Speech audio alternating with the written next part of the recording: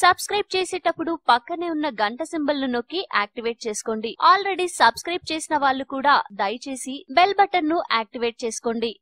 జిల్లేడు ఈ మొక్క గురించి వింటే ఓ విషయం మీకు వెంటనే గుర్తుకు వస్తుంది. ఆ చెట్టు పాలు కళ్ళల్లో పడితే కళ్ళు పోతాయని భయపడుతుంటారు. అయితే జిల్లేడు పాలలో ఉన్న విషంతో కొన్ని ఆయుర్వేద మందులు తయారు చేస్తున్నారంటే ఆశ్చర్యం వేయక మానదు.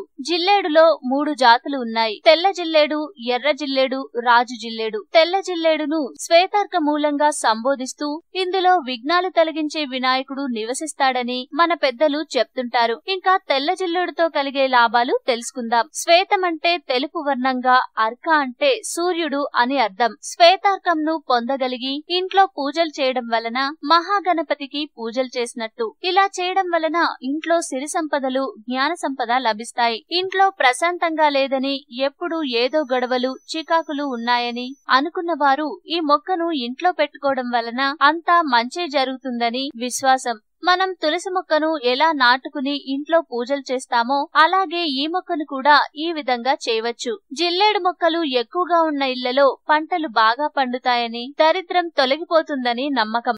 ఈ వీడియో మీకు నచ్చితే లైక్ చేయండి, అందరికీ షేర్ చేయండి, కానీ సబ్స్క్రైబ్ చేయడం మాత్రం మర్చిపోకండి.